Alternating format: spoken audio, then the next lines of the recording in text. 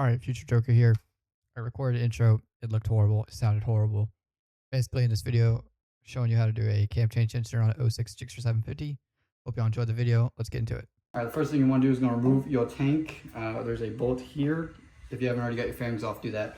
There's a bolt here, and there is a bolt up top. Get those off and rip out this motherfucker. Holy shit, this heavy ass fucking tank. Oh, it's probably got fuel in it. Oops. Oh well.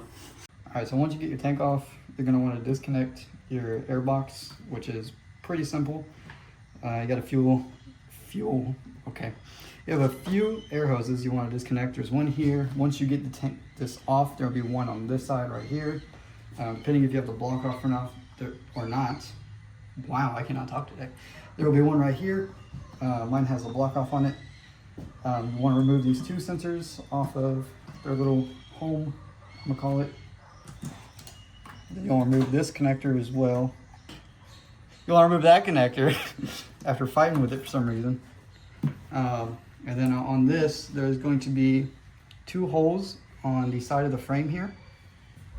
Once you get to this hole, you'll see there is a screw through it, which is going to be kind of hard to get on video. You'll want to unloosen that screw on the clamps that holds the velocity stacks in to place. Wow, okay, hold on. It holds the velocity stacks in place, and then once you get those loose, you can just rip this airbox right the fuck off and get it out of here. Get it out of fucking town. Okay, in order to remove the throttle body, you're gonna have to remove your throttle cables. They're over here. You can just hold this and unscrew them pretty easily. You remove them, and then you're also gonna be held on by two clamps as well down here. The same as the airbox with the two clamps on the... I'm gonna have a fucking stroke. God damn it. I'm including that in the video. Take fucking 5, alright?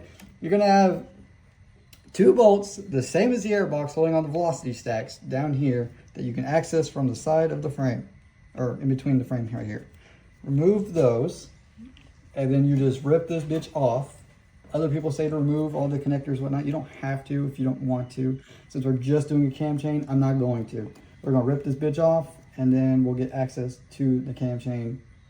Not very easily, but somewhat easily with this out the way. All right, now once you get this motherfucker off and out the way, oops, you will have access to your cam chain tensioner, which is down here. Kind of get some light on it. There you go. It is just two bolts holding this in, and then there will be a gasket with it, as long as you have the gasket on it. They are T25, I believe. I could be wrong. I may have to double check, and I may insert it in the video what it actually is. But I do believe they are T25s, unless yours are stripped out, then good luck. All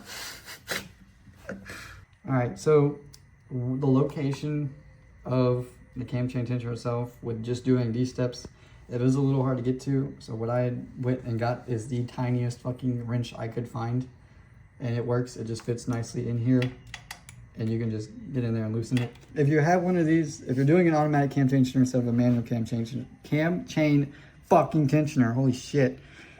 When you want to go to tighten it, to put it back in to set it, you'll want to rotate it this way and put some force on this until you hear it click into place. Once it does, it'll be kind of hard to get on camera. This top clip right here, you will push it, not all the way, because all the way will release it. You push it just a little bit, and then you'll install it. That way, whenever you go to run the bike, it will snap into place where it needs to set on the cam chain and set the tension. All right, we kind of jumped a little bit of time. I'm sorry, I did not want to have to try and put this on with, like, on camera. Basically what you want to do once you have it, if you do automatic, you want to have it set to what I said earlier in the video. Install it, tighten it down, make sure everything's good, put the bike back together, and then start the bike and let it cycle. Heat cycle a couple times, and it should set once it builds a little pressure. If you do a manual, you'll want to tighten this all the way until you feel it hit, like, put tension on the chain, the cam. Wow, you'll want to tighten this all the way till you feel it put cam chain tensioner on there. I don't know why I just said that the entire thing there, but whatever.